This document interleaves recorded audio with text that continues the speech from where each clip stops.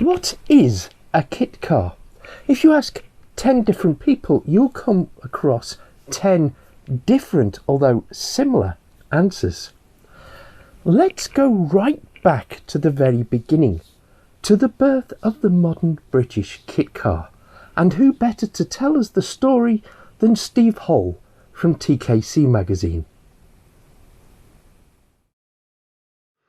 A warm welcome back if you're an old hand around here, and a welcome to you if you're new.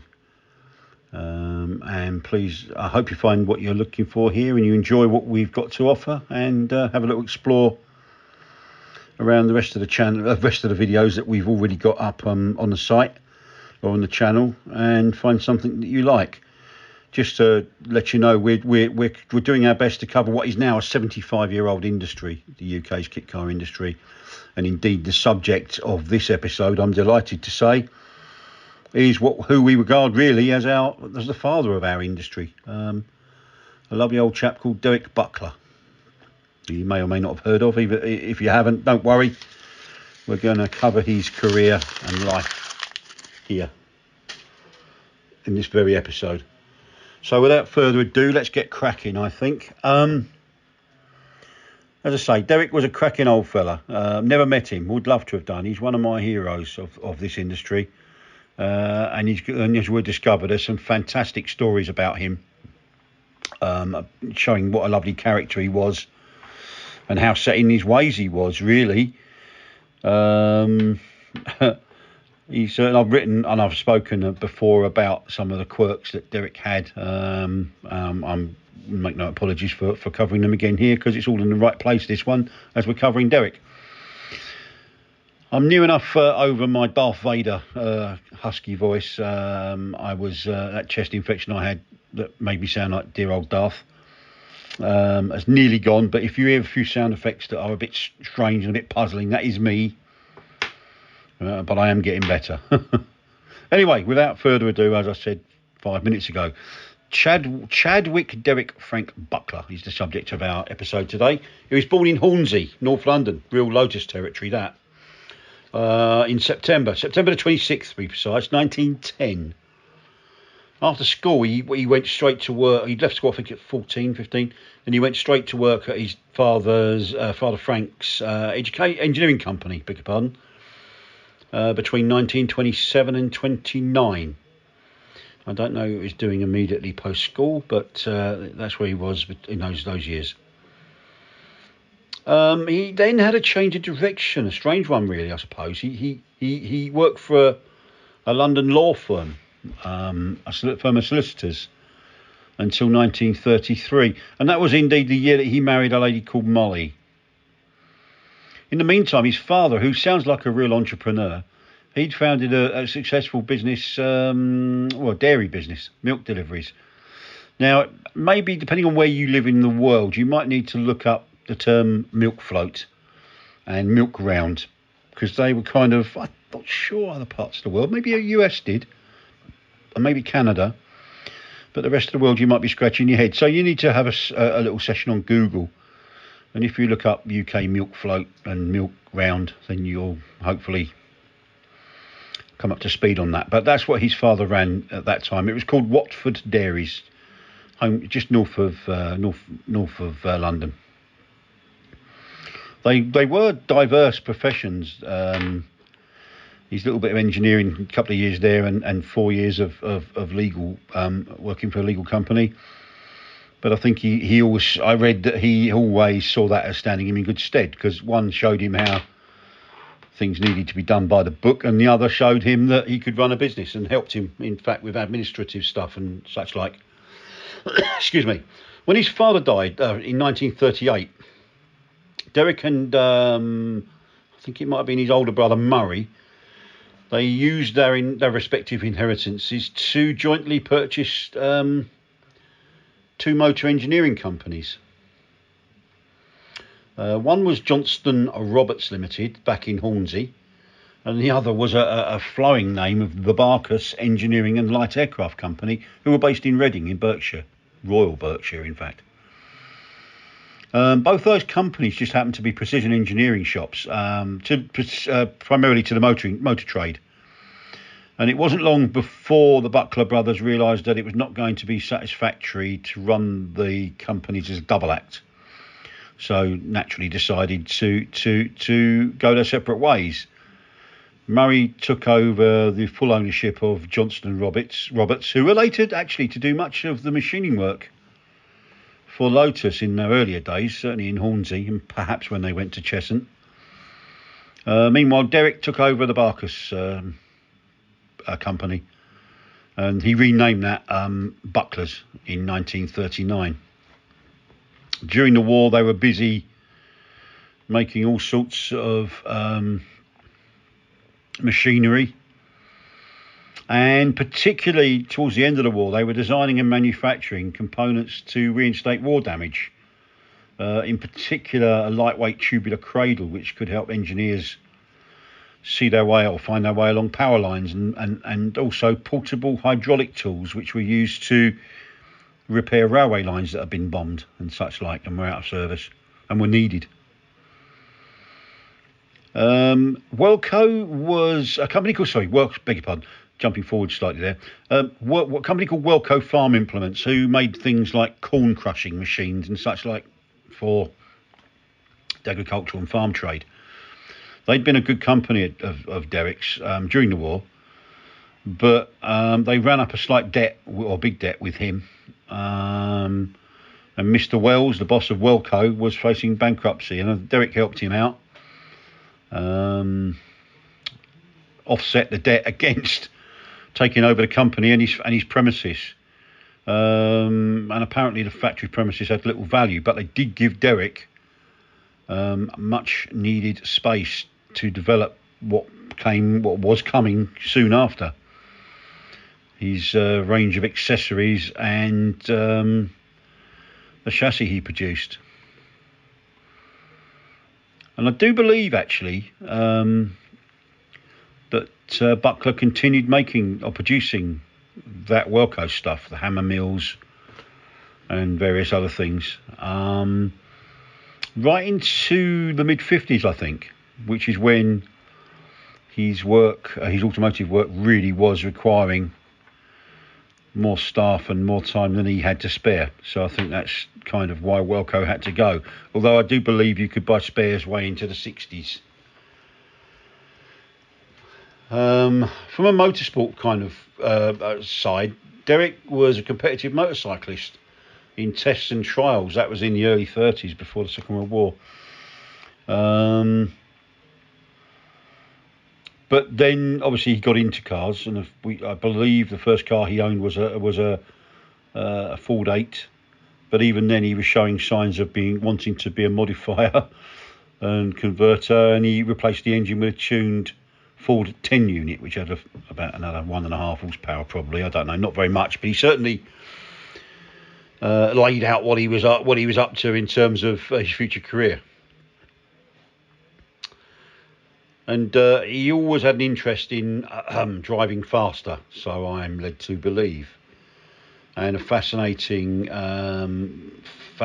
burgeoning fascination for motorsport, which by the 46, 47 was beginning to slowly start again after the obviously the war years. Derrick's first prototype, and really his mobile showroom for his fledgling company, if you think about it, it's a famous car, registered DDP 201. Retrospectively became known as the Buckler Special, and I've also seen that referred to as the Buckler Colonial Special.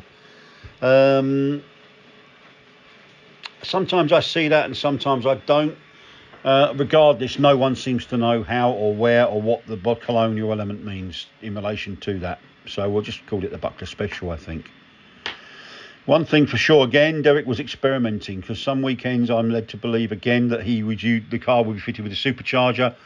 Another following weekend it perhaps wouldn't, while he also messed around with gear ratios, and full experimentation was going on. But he certainly was very successful, and he achieved over 200 wins and podiums in that car. So I guess it's no surprise that other budding or even returning enthusiasts post-war were fascinated with what he was doing, and inevitably, I mean, I can go through a list of long as my arm of companies that have started as a result of somebody wanting a replica of someone's car. That's kind of etched in stone, that one. And so it was with Derek. People just wanted a copy of his car that was successful.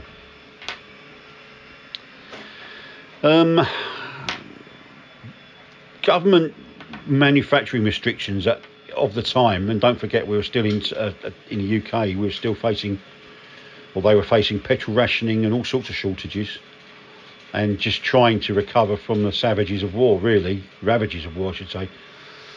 And obviously Derek had a lack of capital, and I believe he wanted to start a production line, fully built replicas of his little car, but he saw there was a loophole that existed that allowed him to offer his car in a component form, which obviously had the huge advantage of saving customers a large amount of purchase tax. And again, but when he started offering chassis kits of DDP 201, that was in 1949, and there we see that in 2024 we're 75 years old, and he can rightly be regarded as the father of the UK's kit car industry. And that was also, he's advertising straight away. We'll flash a couple of adverts up, I think, from here or this video, and you'll see he was properly advertising his wares. Enthusiasts were, not only were they hungry for go faster cars and bits for their existing cars, but they were hungry for competition that they'd been starved of. And there were plenty of companies like Derek supplying go faster components, for want of a better description. Speed equipment, I suppose, is more accurate, but I think when you had a 1930s clapped out Austin 7 running on one cylinder or something, if you could bolt something to it to make it go faster and sound less evil, then I think that was obviously seen as a go faster component. And certainly there were people taking advantage, and inevitably we get the scammers and the weasels, and there were certainly a lot of charlatans selling little more than snake oil. But there were some very good pioneering ones. One that sticks out a little bit, well, he was one of Derek's rivals in later years, but certainly predated him in what he was doing, was another wonderful chap who'll also star in an episode of Total Kit Car History Files. Leslie Bellamy. Don't make the mistake of spelling his name Bellamy, because that wasn't true. His name was Bellamy. Excuse me. And he ran started a company called LMB Components. And if you're a competitor in the late 40s and your car featured input from the LMB Components catalogue, you certainly had a definite edge. Unrivaled, really, I guess, until Derek Buckler really got going. Dear old Les had, well, risen to stardom, or shall we say relative stardom, in the 30s actually, by splitting a beam axle, splitting a front beam axle, which would transform the way that an Austin 7 would handle. And he sold hundreds of those. And he also took over the Atlanta mark as well, and excuse me again, was one of the first to offer a glass fibre body in the early 50s.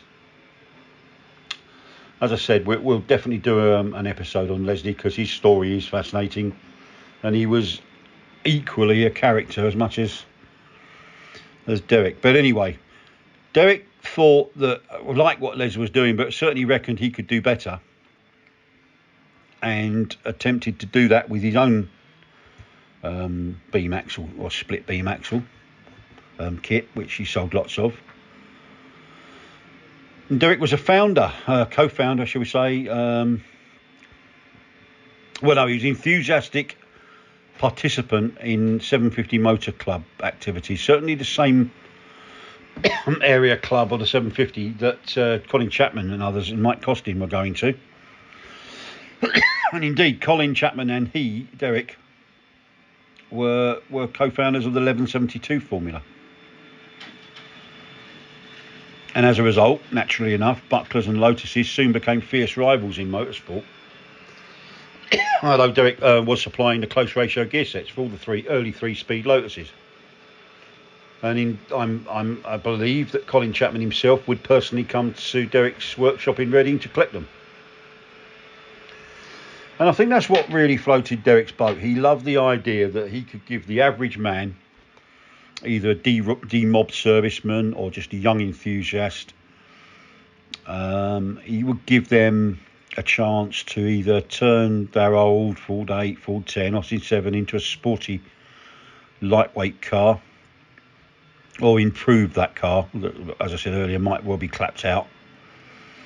And he did it in a way, he did it so that he was offering top quality stuff, but he was still only charging pocket money prices, which is probably one of the criticisms of Derek. He was selling stuff too cheaply.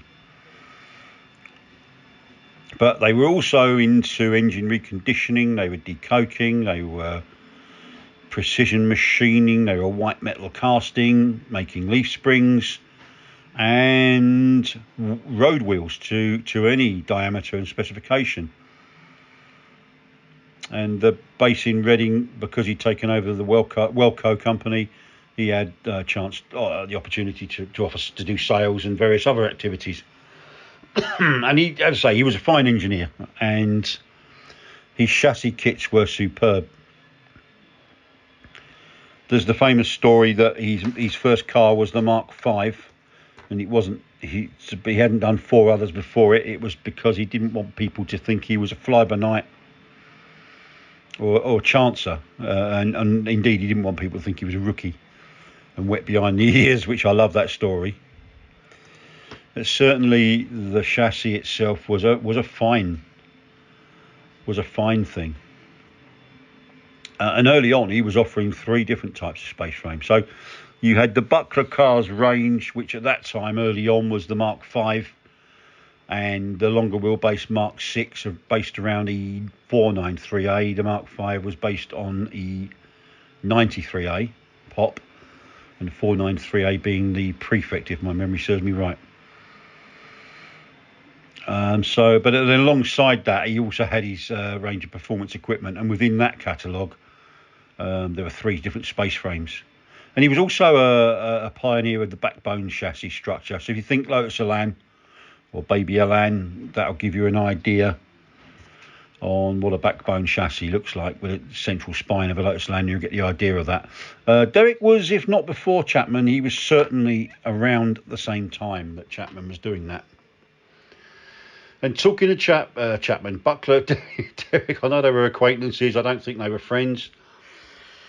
Derek was always very, very protective of his chassis, or anything really that he'd fabricated and designed and fabricated, and very suspicious about other manufacturers taking an interest in his work, and because he never knew that they might try and steal his ideas. And Colin Chapman was one he was particularly concerned about.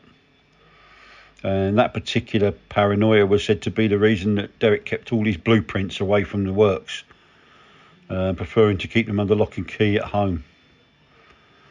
And that, I find that quite charming as well, but fair enough to him. Anyway, Mark 5 and 6, there were derivatives of that, as Derek always tended to do.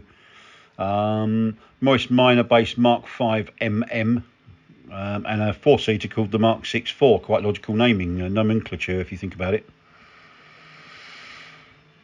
Most of those early bucklers were designed primarily around the 1172 formula, which is understandable given that he instigated that. And those rules basically were very tight, but they, in essence, car had to have a Ford side valve, 4-cylinder engine, 3-speed gearbox, and rod-operated Ford drum brakes. Derek's catalogue continued to grow very quickly, and Bill Boddy, the icon, well, he's a bit of an icon in the journalist game, motoring journalism, editor of Motorsport back then. He was always very keen to promote Buckler, as was Charles Bulmer, the technical editor of The Motor. By the mid-50s, when, as I said earlier, things were getting very busy and Welco had to close down, Derek had a right-hand man called Mark Cook, and he's said to have done a lot of good for the business. One interesting little factoid about Mark Cook was, and I love this one, he was once personal secretary to Field Marshal Bernard Montgomery, which not everybody can say that they were Field Marshal Montgomery's right-hand man. And Cook was very popular with customers, and I sense even acted as a buffer between the boss and the punters, as I think Derek could be a bit brusque and didn't suffer fools gladly, the old cliche, but I think it's true very much in his case. One other thing about Mark Cook, he was a very talented mathematician, genius. I've seen used to define him.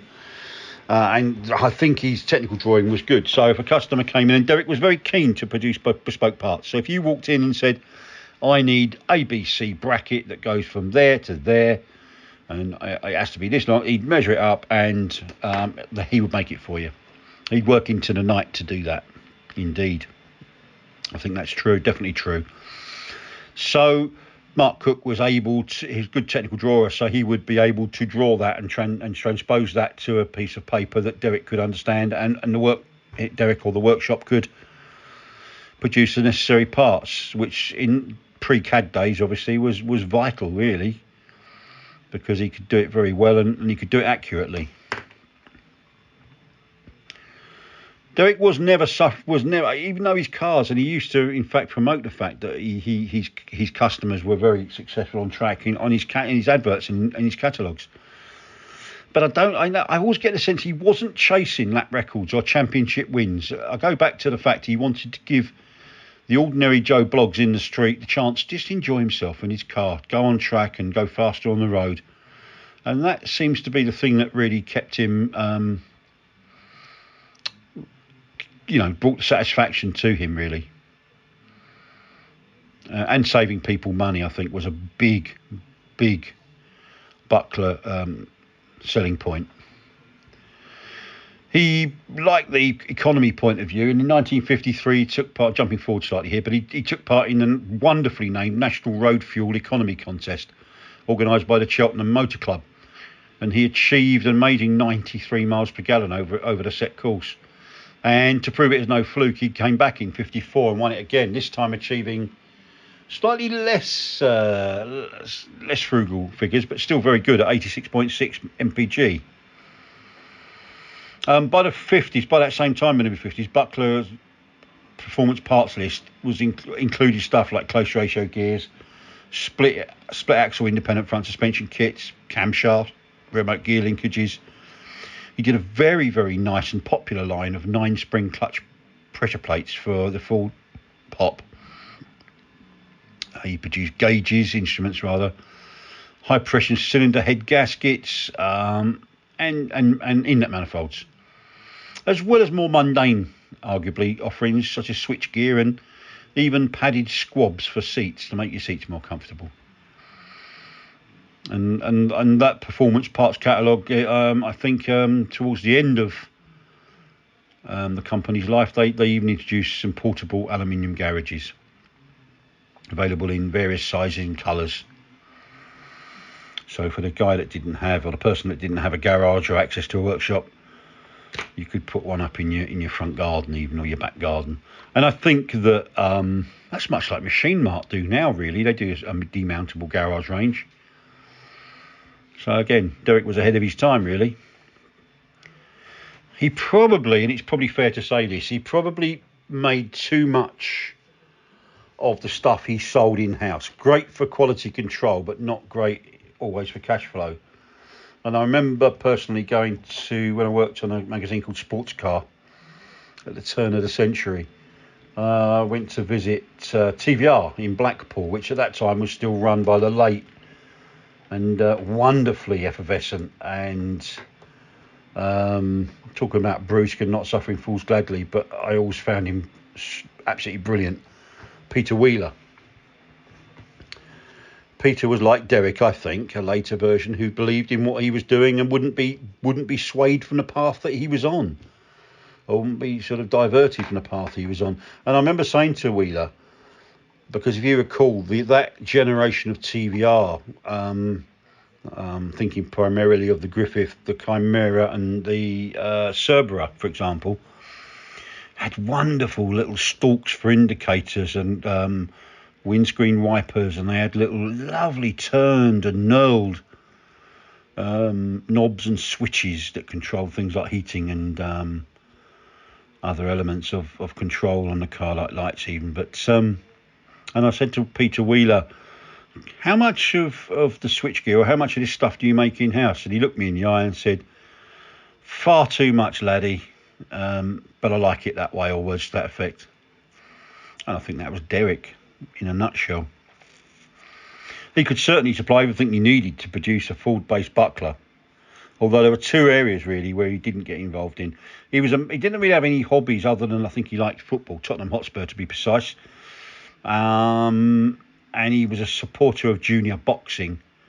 And he also stood, while we're talking about that, he stood as for a seat on Reading Council in 1950 for the Conservative Party, but I believe he lost, didn't get a seat. But other than that, he didn't really have many hobbies to speak of. But he was a massive admirer of Henry Ford. And I guess if you think about it, he was trying to offer quality at a low price. He was kind of, in his own way, a million times smaller, trying to mirror what Henry Ford had done with the introduction of the Model T Ford. But he always thought that Ford's brakes were effective, very simple but very effective at stopping cars, and obviously his cars as well, by default. And he wouldn't try, and he didn't want to better them or try and better them. Good few customers disagreed, and they went their own way, but that was nothing to do with Derek. I think that Derek suffered in many ways from, and we'll come on to this. In fact, I should have dealt with this before. He didn't offer anybody. He didn't run well for most of the company's life. They didn't offer a body shell, so a Mark V could have anybody fitted. I mean, the idea was that his original concept was that his chassis were so designed that it would be easy for the man in his garage to create their own bodywork out of aluminium sheet. That was his original intention. And of course then people wanted commercial bodies, proprietary bodies, and he wouldn't do that. He didn't. I'll come to why in a short while, but he wouldn't do that. But he would direct you to a panel beater that could produce you one in aluminium. And when glass fibre came on for car use, came on stream quite strongly in 54 really. He got heavily involved in that, and he would actively recommend companies of the day like Galt Glass or Durasteel, the Galt Glass division, Michael Plassi. In fact, he had a contract with them for the Mistral body, Rochdale, RGS and Versal. Were some, but there were others. But he would not supply you a body directly. As I said, I'll come to that in a short while. And I think he suffered from that because whereas a Ginetta or an Ashley or a Falcon, just plucking three names out of the air, and indeed a Lotus, had its own identity because everybody knew what a Lotus 7 was. Everybody knew what a G4 was. Everybody knew what... any special car, they had their own identity because they had their own body shell.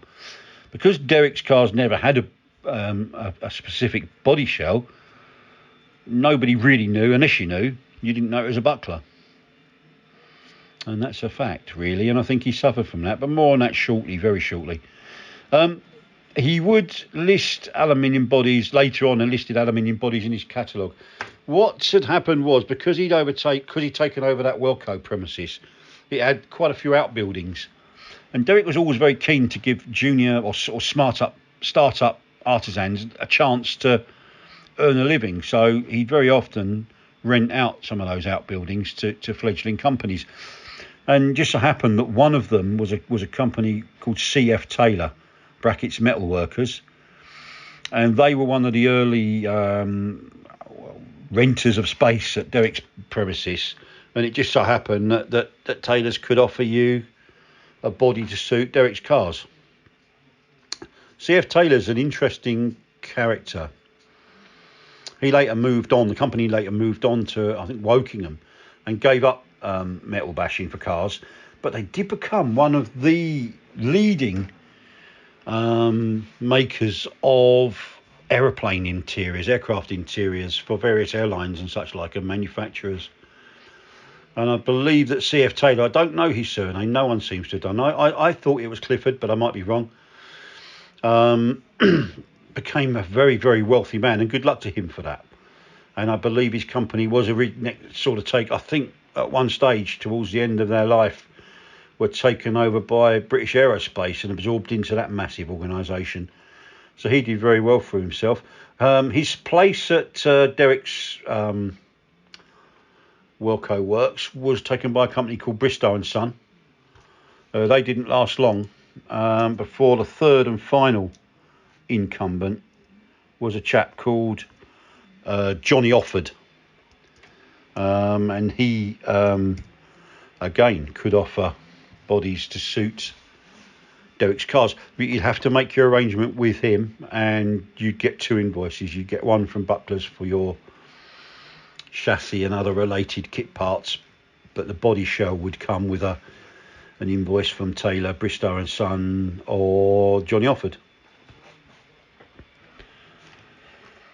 He wasn't.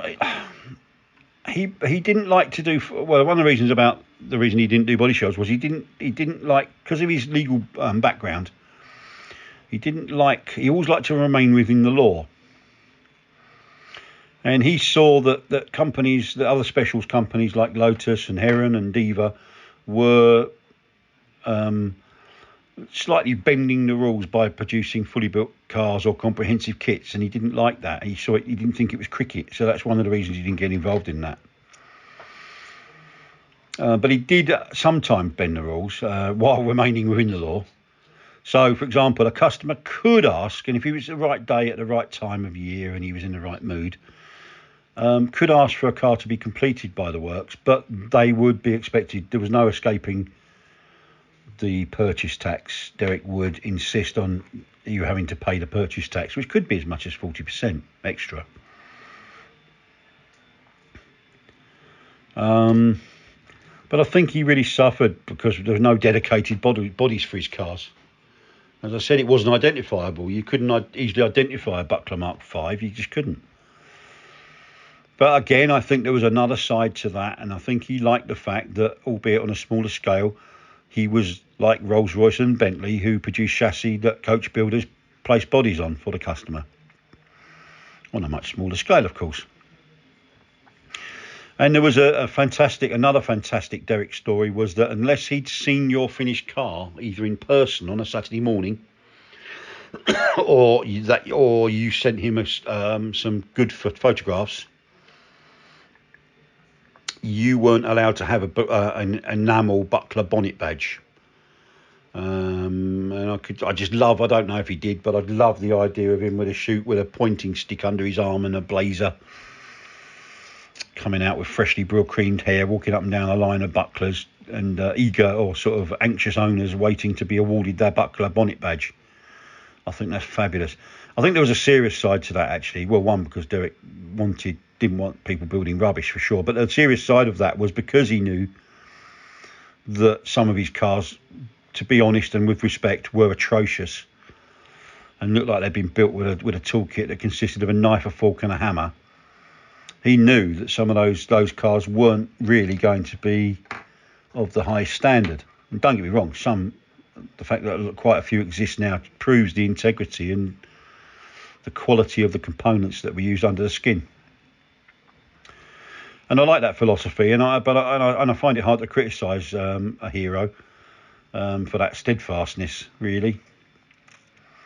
But it was his way, I think, of if he thought, my gosh, what is that? He wouldn't give you a bonnet badge, simple as that, and that was his prerogative.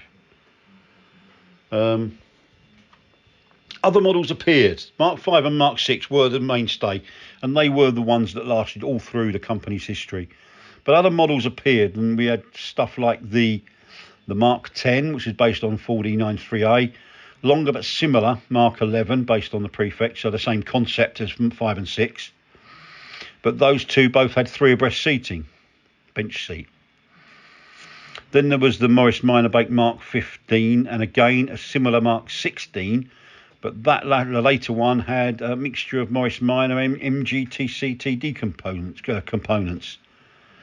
And he also, by 53, he launched the Mark 53, which was a trial-specific buckler model. Really, trials were pretty popular back then, as they are now to a select few. But back then, you had the Lexus that were doing very well, and obviously Mike Cannon's cars that were doing very well. And Derek wanted some of the action, and indeed, I think you'll still find the old buckler on the hill. He was a founder member of the Hanson Barks Motor Club and a proud member of the BARC and several other motoring clubs.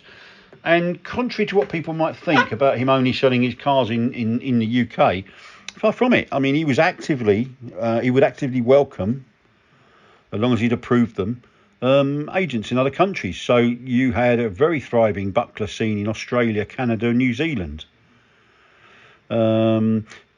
Arguably the one buckler model that was instantly recognisable as a buckler is the 90, and this is a major step forward for Derek and was widely admired and seen as class leading for a few weeks until Colin Chapman unveiled the Frank Costin designed Lotus Mark 8. That man Chapman again. But the 90 was because it was claimed it could do 90 miles per hour, and that was as simple as that. That was the reasoning for that one.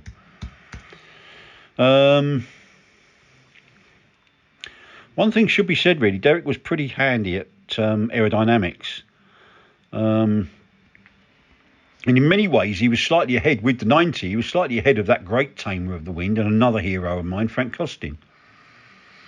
And Charles Bulmer, the man at the Motor Magazine and a technical genius, had helped him with the aerodynamics on the 90, and it certainly was a very slippery shape. Then came the DD1, which in a nutshell was a 90 with DD on, so the DD is obvious what that stands for.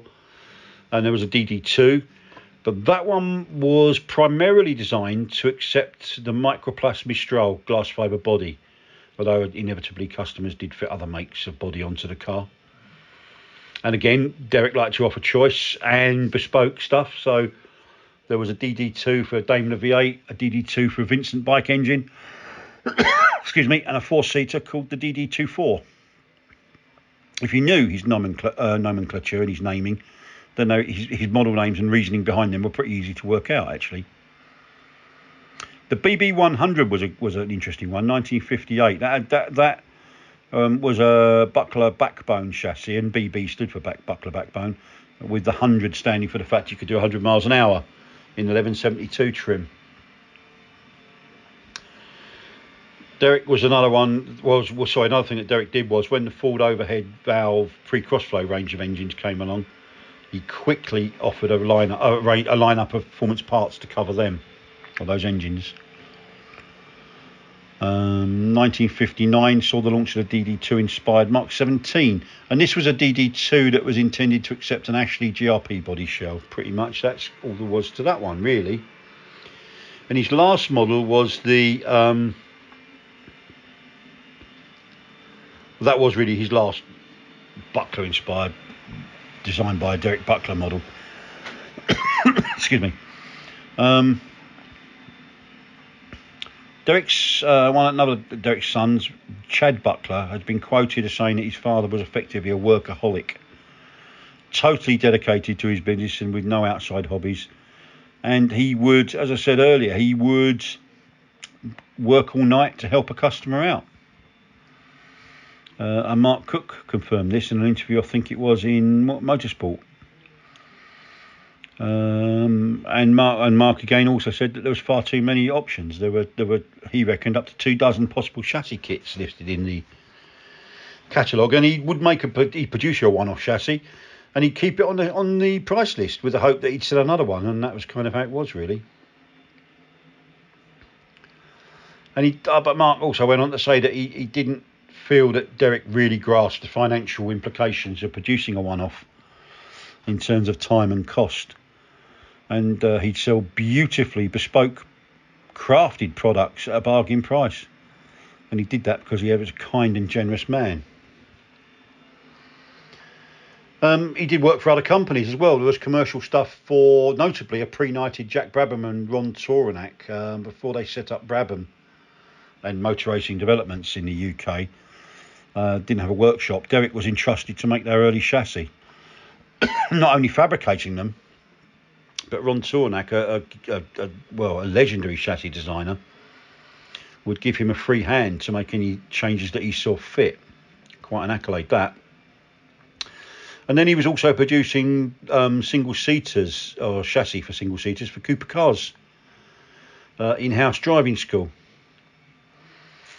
Now, Derek was a chain smoker and a workaholic, as we've heard, and he suffered a heart attack in 1954. And it was the pressure of running everything all mounted up, I think. In 1958, he engaged the services of a guy called Peter Hilton as his assistant, and who became a co-director of Buckler Cars. And when karting became massive in the UK in 1959, Derek waited until 1960, before he entered the fray. But by then he really was grasping the concept of karts, and offered a variety of models that were pretty successful. But as far as the cars were concerned, other companies, and there were plenty of specials companies and people offering speed parts, VW Derrington, SpeedX, Dante, Aquaplane, Cambridge Engineering, you name it. Allard were even doing it by the mid-50s. And I think a lot of them had seen what Derek and LMB had done and chipped away at it, and maybe enhanced the way it was produced or sold. And that definitely hit the likes of Buckler, as did the arrival of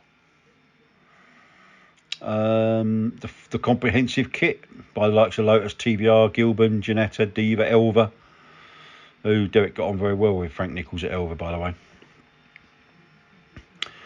And rather than react to what they were doing, he carried on doing what he was doing. And even though they were highly regarded by that time, they might have been sort of beaten by some of the others in terms of their quality and sophistication. Put my teeth in. Like everyone though, the arrival of the Mini and the Austin Healey Sprite, for example, in 1959 hit everybody, not just Derek.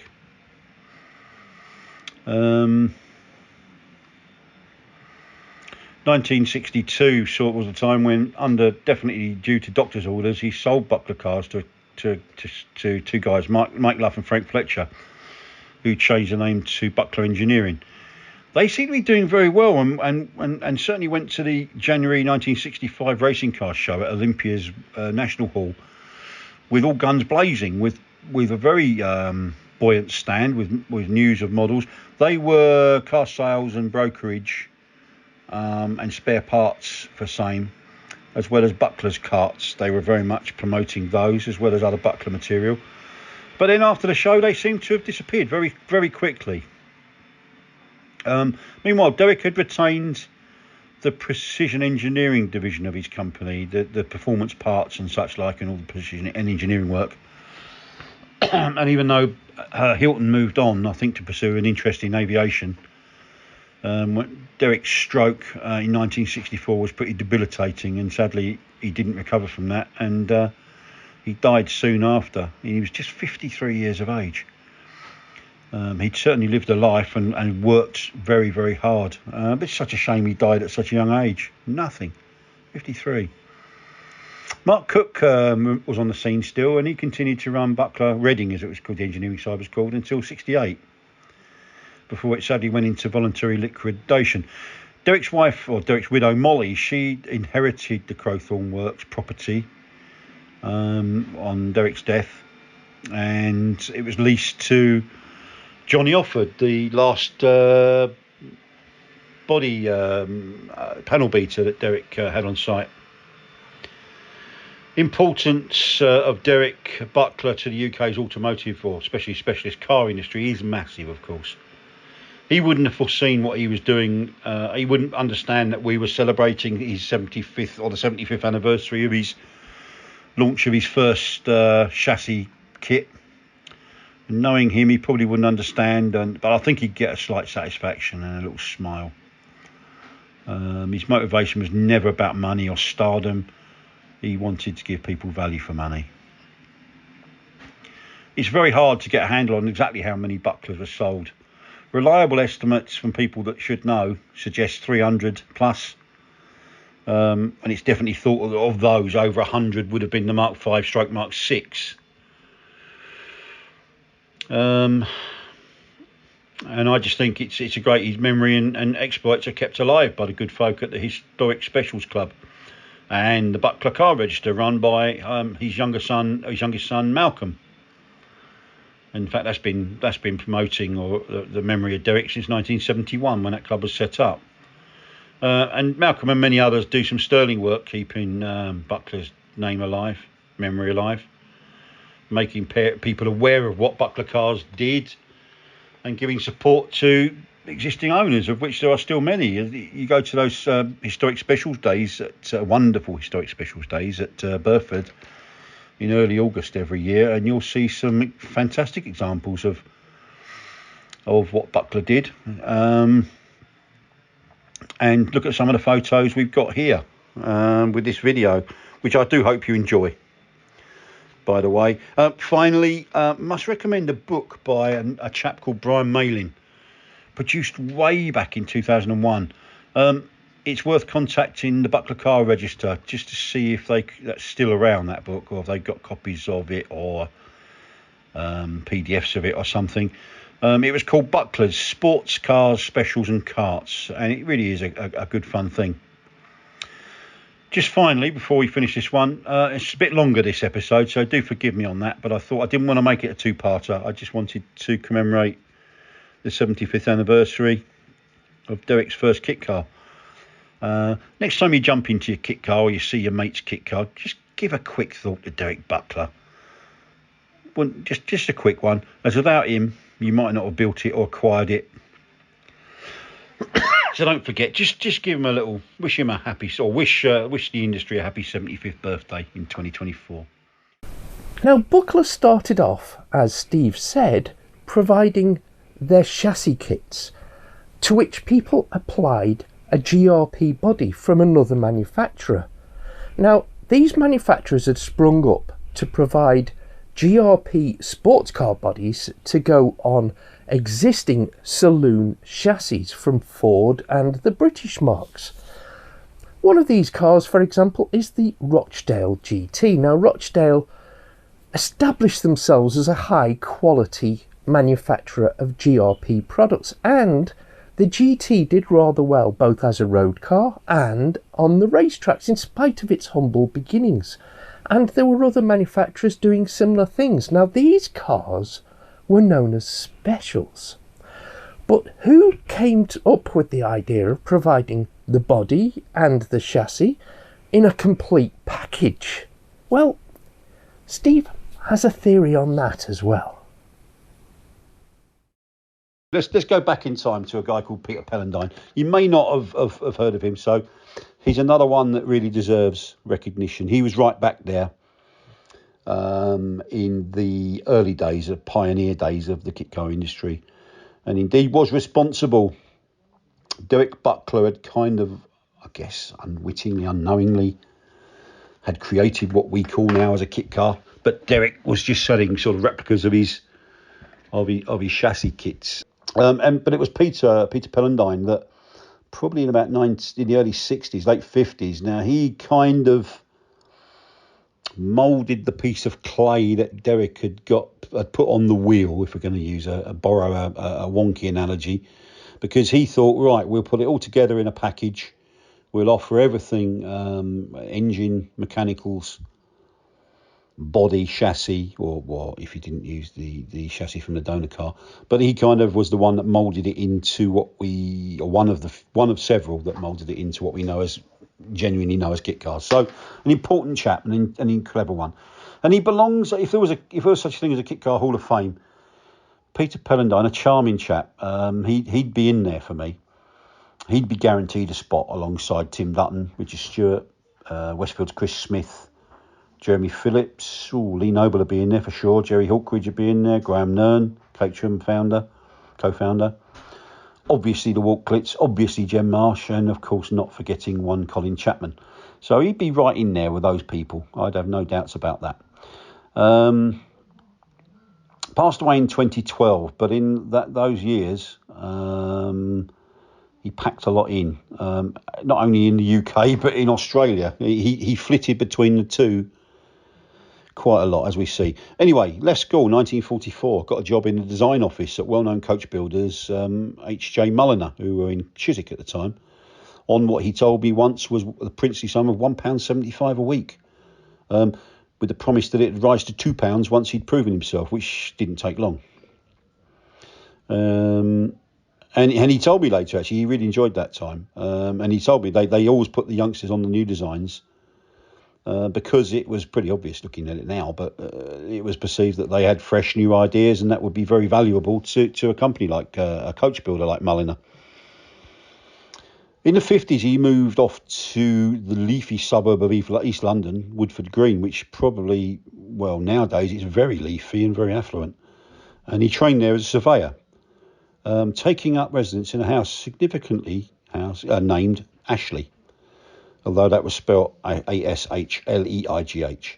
But it certainly was the company or the name that inspired his first company, Ashley Laminates. A little side there, in 1948 he visited the British Motor Show, and he had a bit of a shock because he saw one of his Mulliner design ideas featured on the Rolls-Royce stand. But I don't think he was ever credited with that, but certainly I think he found it quite amusing in hindsight. He was an avid reader of Motorsport magazine, as lots were, and he noticed adverts for glass fibre bodies that were appearing all over the place to transform ratty old Ford and pre-war Austin 7s into low-slung, rakish devices, many of which never made it beyond an advert in terms of a line drawing. But at the time, people were hungry for leisure motoring, and even if they only had those clapped-out old donor cars, that they could fit a modern or a low-slung body to it, and it instantly gave them street cred and something to drive that didn't seem like it was very old and worn out. But he was unimpressed, distinctly unimpressed, he told me once, with what he saw and what was available. He was keen to buy something, but he was very underwhelmed. And as many thousands have done in subsequent years, he felt he could do better. And with his friend, a guy called Keith Waddington, he founded Ashley Laminates, based initially in his conservatory in his house called Ashley. Excuse me. And then a small factory located at the busy Robin Hood roundabout in Loughton, just down the road in Loughton.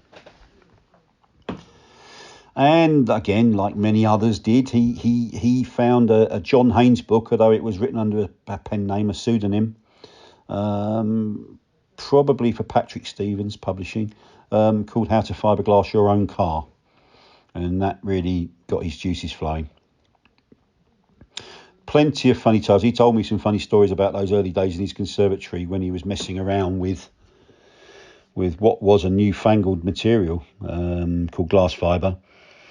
Although he'd made one in particular, he'd made a set of moulds or several moulds for a car. Very heavy, very thick, and they collapsed the floor, his wooden floor in his conservatory. And he then subsequently had a flood, which didn't help his mood. I don't think, it certainly not helped his mood. Certainly, Pelandine, he could keep you enthralled for ages with some stories from those old days, those pioneering days. They were very enthralling. As like many others, again, we're going to say like others, quite a lot in this one. Waddington and Pelandine were members of the local 750 Motor Club. It should never really be underestimated, even though the 750 Motor Club are still very much in existence and still the home for clubman motorsport. It should never be underestimated just how important they were in the overall scheme of things. And again, like many others, they went to their local club, met like-minded individuals, and who were all enthusiastic about motorsport and cars in general. And most were very excited about this newfangled material called glass fibre. And around about 53, Dick Shattuck's on his RGS Atalanta had one of the first glass fibre or first three-dimensional glass fibre bodies available in the UK. Pelandine saw its potential and he wanted part of it. So his first product was the Ashley 750 body shell, designed to fit the chassis of a pre-1931 Austin 7, of which there were many, many thousands of those about. And they did a they did a post-31 based Austin 7 version called the Falcon 750. Both shells cost £75, with an extra £25 if you wanted a hard top, no less. And it had, notable thing about that was it had little gold wing doorlets, and that was a characteristic that featured on many of Peter's subsequent designs.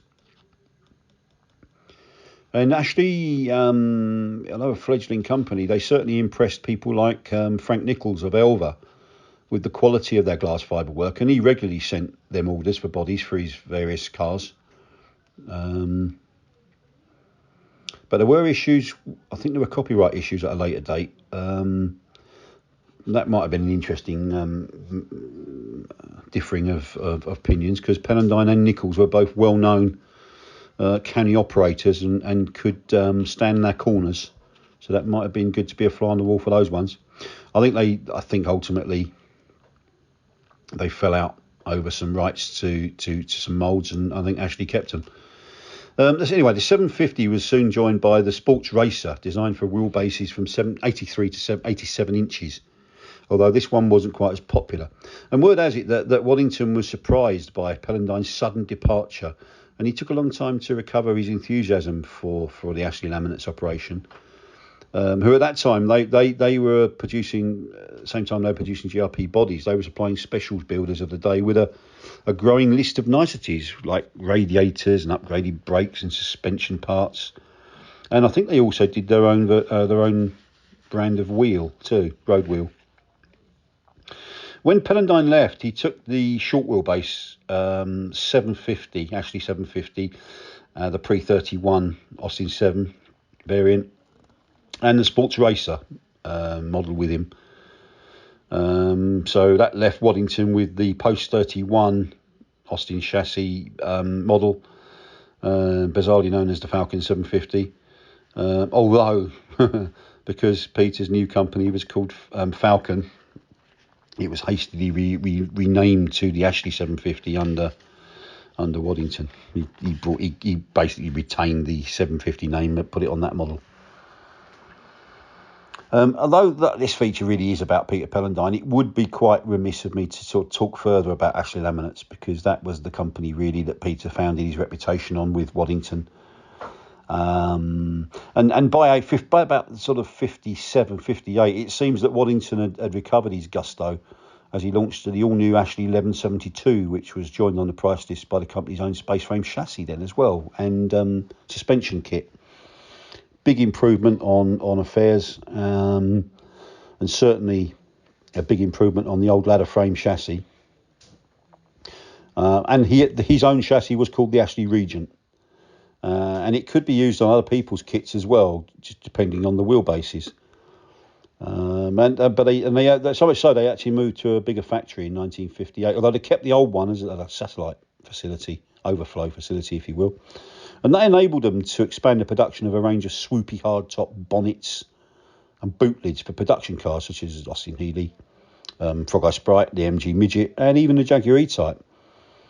And it was around about that time, I think, that future Formula One driver, New Zealander Howden Ganley, he was employed at Ashley Laminates as works manager. And Waddington, like many others of the day, he was forced really to improve the quality of his products and also offer more sophisticated and attractive packages, as customers' sort of perceptions, I guess, had increased by the late 50s.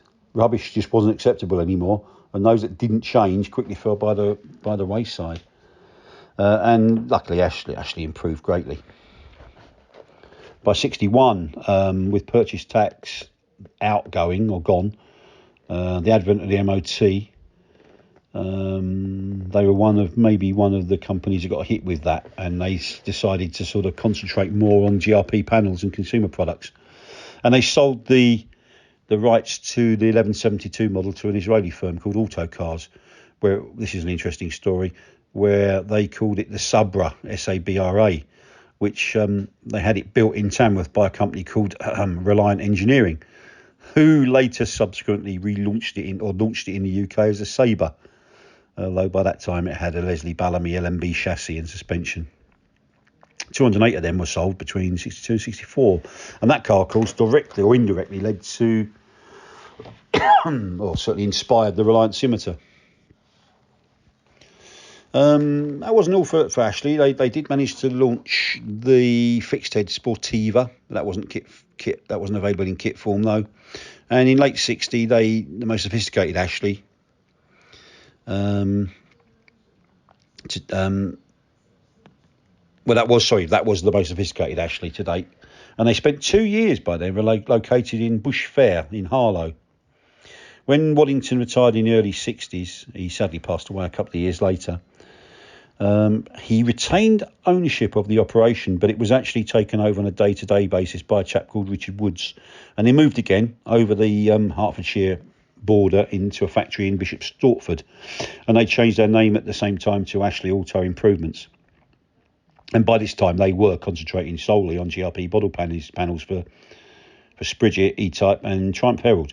Closed doors in 72.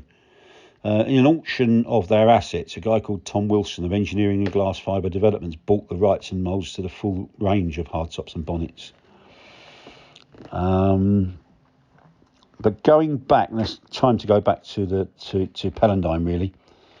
And he, as I said, he set up the company called Falcon Shells after the parting of the ways with Waddington in late 56. And they initially traded from a base in Waltham Abbey before moving to Hatfield. And I remember once would have been the late 80s, I asked him why he left Ashley, because it was all set fair there. And he told me that he just wanted to develop his own company on his own. And, crucially, one with an exit strategy, i.e. to build the business and sell it on as a going concern. He got started straight away with the 750 and the Sports Racer, which he called the Falcon Mark 1 and Mark 2 respectively.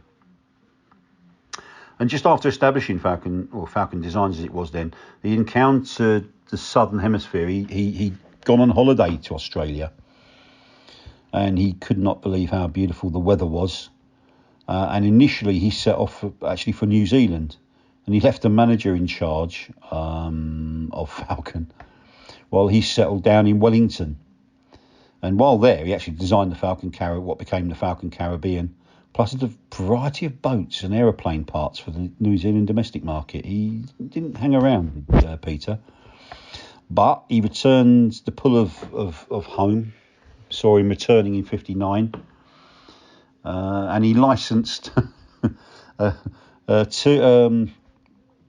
certainly one of them was an expat, a guy called Bill George, who used to work for Microplas, and his business partner Ted, don't know his surname, Ted somebody, to continue making the Falcon Mark 1 in Wellington under the Tiki, T-I-K-I brand name. The quality of their glass fibre work, like Ashley had been or were, also was a factor that gave Falcon Shells, as they'd become, a pull for other people. And they were responsible for the rear GRP bodywork for the Lotus 23. And funny enough, I think Ashley did the front end of that car, by the way, which is quite interesting. Very busy operation from the outset. The Mark 1 Mark 2, he revised it to become the competition model, and he recognised the days like Waddington had to do over at Ashley, that sophistication was coming, and the basic body shells that were floppy and God knows what else, they had a finite life, and it wasn't good enough anymore. And of course, when the Mini arrived, the MG Midget and the Healy Frog Eye Sprite in '59, it changed everything. And it was at this time that Pelandine really recognised that he had to give people more for their money, better quality as well. And it was really then that the kit car term was coined, probably by him, although that's never really been defined. But I would put a few quid on that being him that came up with the first term of a kit car. So comprehensive packages were his way as well. So he basically gave everything in the kit. You got your chassis, your bespoke suspension, and usually an engine, and certainly in Falcon's case you did. And in if it was the competition model you bought, you got a Ford 100E engine, and the whole kit caboodle was £560, which was pretty competitive for what you got. And in fact, in the 80s, we should mention Auto Tune. They launched a model called the Gemini in the 80s. And that was directly inspired by the Pelandine design. So you had Howden Ganley working over at Ashley, and Falcon Shells had technical manager for a time in their shiny new showroom, which was right in the middle of Epping Town Centre. They had the one and only Len Terry, twice of Lotus, later twice of Lotus. He might have been at Lotus for the first time by then. And certainly go back there, design another hero of mine. And he was technical manager there for Falcon Shells for a while. The all-new Falcon Mark III arrived in '59, maybe '60, based on Ford 10.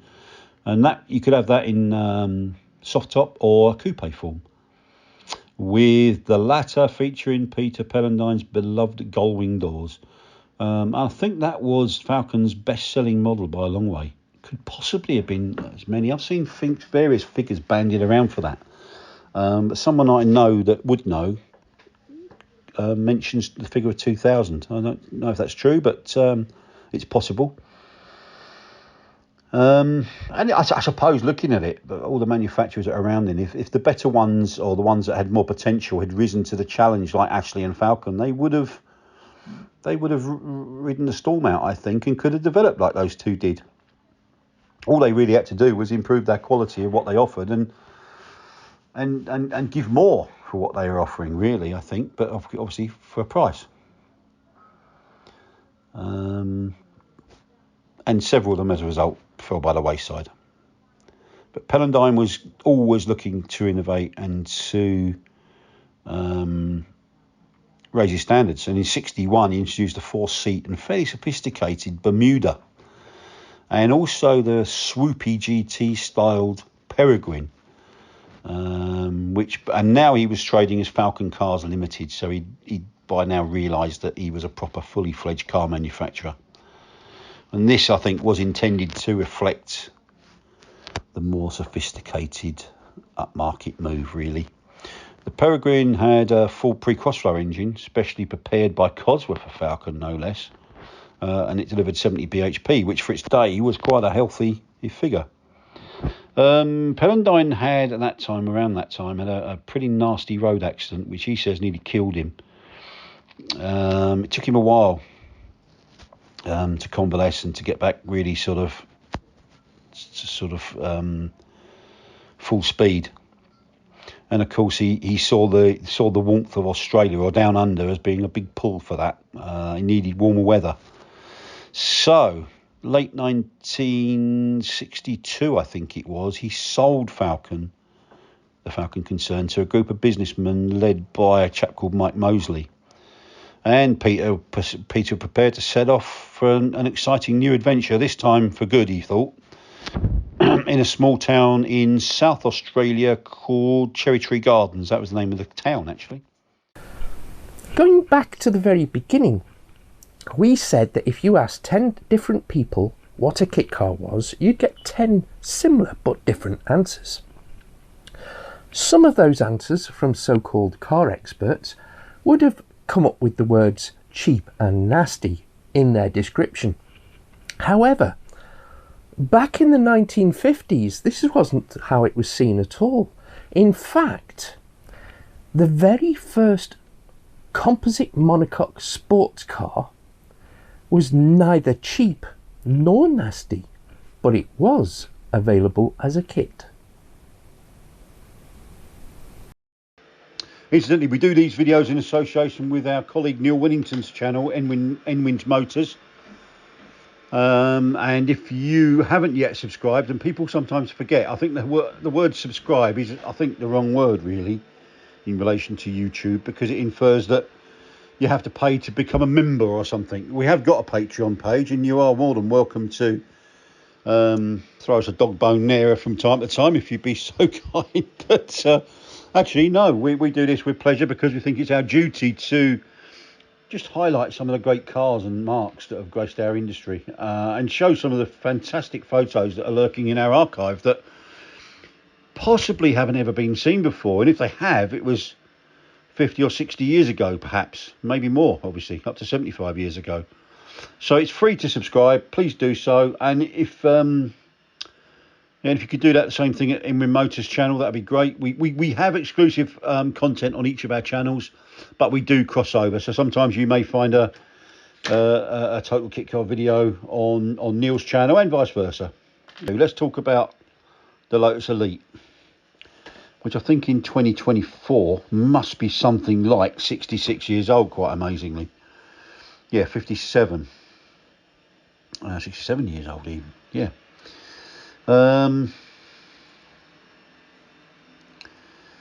Lotus founder, the legendary Colin Chapman, allegedly, and I do think it's alleged, I will use the word allegedly, described the Lotus Elite as a heap, which, when you think of the beauty of the thing, and the fact that to my eyes it still looks box fresh even all these years later, is quite surprising.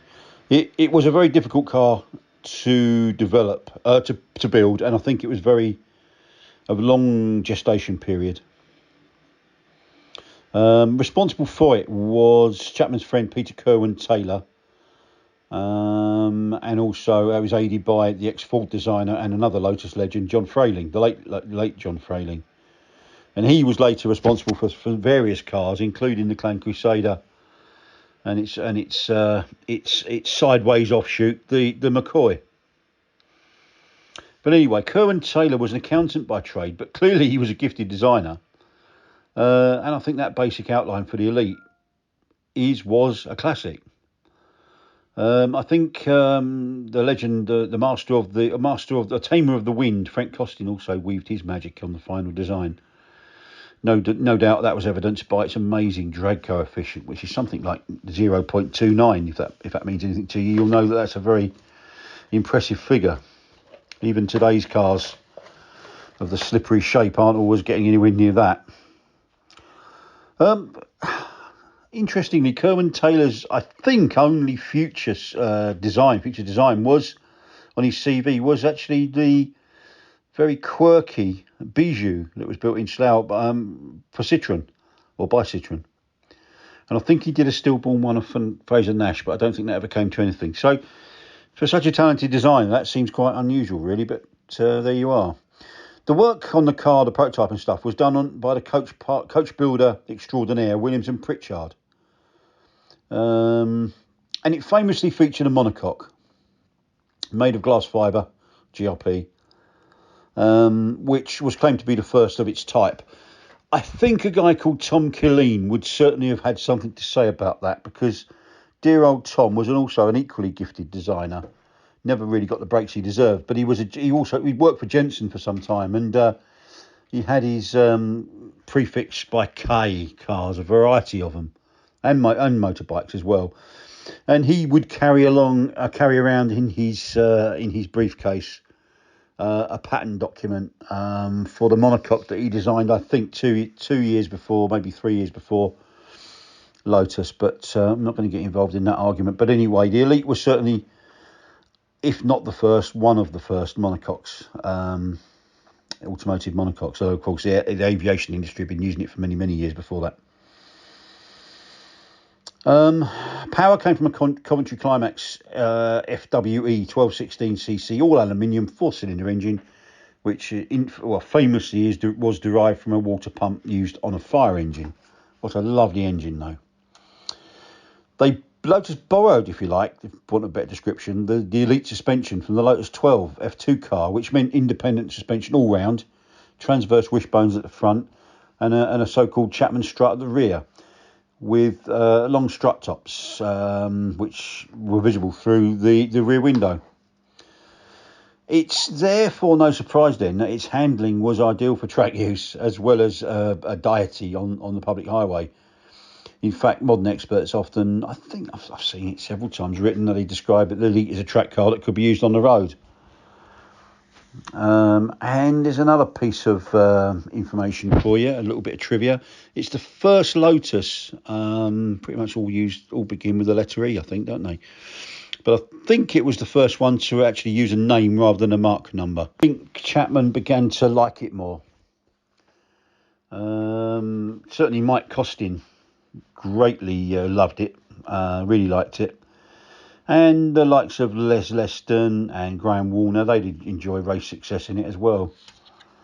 In fact, Graham Warner's checkered flag stable car, that was LOV1, was a very famous on track, infamous for other races, that's for sure, because he won so many races with it. Its competition history was pretty successful if we look at class wins at Le Mans every year between 59 and 64, which I'd say was a pretty good thing to have on your CV. When Lotus moved from Hornsey to Cheshunt, there was inevitable delays in getting it ready for production. That kind of crossed over with the time when it was just getting ready to be launched, and it inevitably delayed that. And in fact, the first customer car wasn't delivered until late 1958. And I believe Lotus are attributed with the figure of 1,030 built. And of course, there's the infamous, I will use the word infamous, the infamous quote that Chapman's allegedly, Lotus said was, they lost money on every single one sold. And that, again, probably didn't endear itself to Colin Chapman. And as I said earlier, it was very expensive to produce, and each one did take quite a long time to build rather. Autocar liked it. Much of the press loved it. Why wouldn't they? But Autocar famously said of the Elite, the road manners of the Elite come to as near to those of a racing car as the ordinary motorist would ever experience. That's quite some accolade, I believe, and backs up the other quote, the other sort of belief that it was a track car that could be used on the road.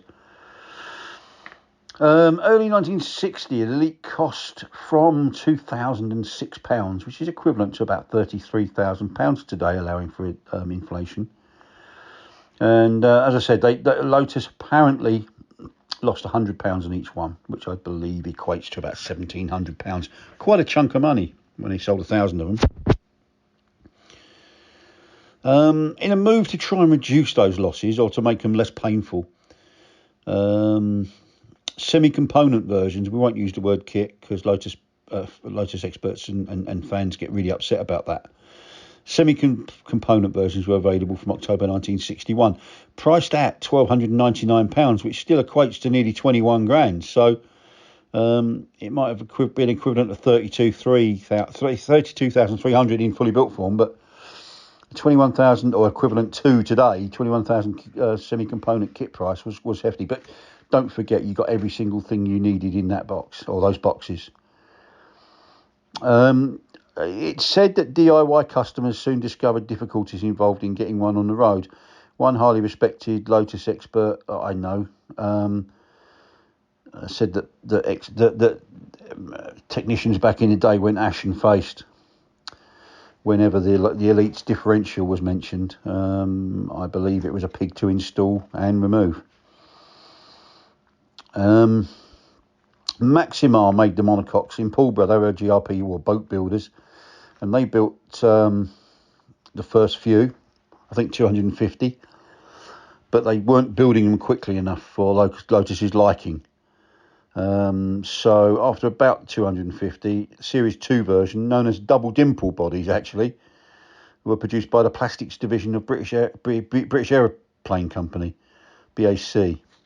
And they were said to be a big improvement. Chapman wanted them to produce 25 a week rather than the 15 that they actually did achieve. So I believe that they were driving them along to try and get those bodies out, because they did have a lot of orders or a lot of interest in the cars, obviously. Subframe bore the weight of the Climax engine. No, it wasn't very heavy, was it really? But that bore the weight of that. And the front suspension was bonded into the monocoque with a square section windscreen frame, to which items like door hinges and the jacking points were affixed. Early Elites had about 75 horsepower, but in a car weighing 660 kilograms, that was hardly lardy. And it was a giant killer on track. S2s had, I mentioned earlier, the S2 double dimples. They had various upgrades, including a more, well, I use the word luxurious guardedly, but a more luxurious interior. They revised the suspension with triangulated trailing arms at the rear, which aided towing, I believe. Reliability, I think, could be an issue, but most problems were fixable, apart from, it seems, a tendency for a harmonic vibration, which always revealed itself at about 70 mph, which would drive many owners mad. It was possible to kick through that by going beyond 70 mile an hour, but most just didn't want it to be there in the first place. October 1960 saw a special equipment SE version released, which, as the name it suggests, was a sportier variant, and it had twin rather than single SU carbs, and an improved 4-branch exhaust manifold, which added about 10 brake horsepower, I think. The original and largely unloved MGA gearbox, or MGA sourced gearbox, was replaced by a ZF item. And you can tell an SE visibly by their Lucas PL 700 headlights and silver roof. Excuse me. In a direct response, I think, and I'm pretty certain it was a direct response to it, Porsche launched their Super Series cars, and Lotus production manager of the day, David Buxton, who was responsible for the Elite, he introduced a more powerful Super 95 version in 1962. 23 of those were made, and they had about 95 horsepower. And that was achieved with a 5-bearing Stage 2 camshaft, and that was really regarded at the time as the ultimate road-going Elite. Although, until it wasn't. The Super 100 came along in 1962. 6 of those were made. And they chipped it further, or tweaked it further with a Super 105 of 1963. 6 of those made too. And they had high-lift 5B camshafts and twin Weber carbs, which was another step up, but they were intended really for race use because they had harder suspension, alloy brakes, and a Le Mans style fuel filler. Although on the price list was road going options for those too. I've been lucky enough to drive a couple of Elites over the years, and the car was clearly designed for when we were all much smaller as a species, I think. Because I'm bigger than the average bear, just under 6 foot, and I found it very tight in there. But it was a beautiful place to be actually. But a joy once I was inside. The interior I found was quite period, typical of its day. I loved I think it was dear old Les Leston was supplying the Nardi style steering wheels. And talking of steering, the step was beautiful, real incisive steering, rack and pinion set up on the car, and beautiful. Went exactly where you wanted it to go, and it gave great feedback. If at times showed a tendency, I drove one at a private test track, or not private, but it was a private day at a test track, Bruntingthorpe, and it did tend to kick back under real load. But what a beautiful car! When you think it was about 60-year-old when I drove one, 60 years of age when I drove one, it wasn't bad at all. Certainly not disgraced. And its true home, I think, really was on the racetrack. It was at home there. I seem to recall, I don't know if it was the one that I drove, but certainly it had the shortest travel of any clutch pedal that I've ever experienced in my driving career. When I checked that with the owner, I inquired whether that was just a foible of that car, and he went, "No, they're all like that, sir." That sort of response. I do think there's plenty of cliches that are used by me and by other motoring journalists, and I think mainly they're cliches because they're true. And the old one of the top sort of 10, 15 is cornered as if on rails. I actually think that could have been coined because of the Elite. It was that lovely to drive. It went where you wanted it to go. And that second drive I had definitely made me realise two things about the Elite. Firstly, I can see why fans of the Mark rave about it so much, and secondly, how grateful I am for air conditioning in today's modern vehicles. I probably can see from that latter note why Car Magazine said that it had the ability to turn old men into young boys again, which I think that was brilliant. When production finished in 1963, as I said earlier, about 1,030 had been made. Although 400 of those, I found that quite incredible. 400 of those were exported, with 90% of those 400 going to the USA, where they really, really liked it. Latter part of the Elite's life, the Elan was in production and kind of was a cheaper, smaller, easier to build, and no doubt even finer, sweeter handling car than the Elite, and that kind of went out then with a bit of a whimper, really. However, if you're looking to buy one, then I'd say definitely what a purchase that would be. Prices, like most or nearly all classic Lotus models, have rocketed. About 15 years ago, you could probably, and it is probably a stretch even then, you could probably bag an average one for about 18, 20 grand. But those sort of figures now are pie in the sky. That you couldn't even get a basket case for that.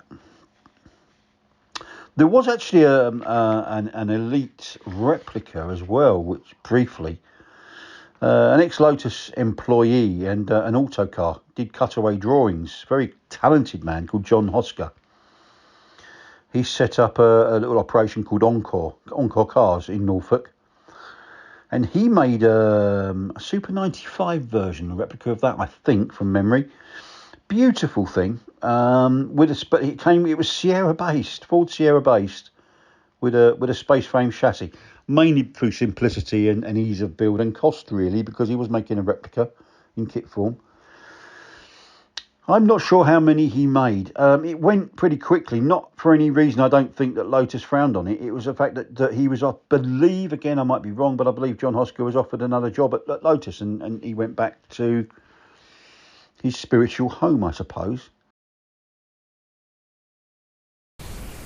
Next time, we will show you the world's second GRP monocoque sports car.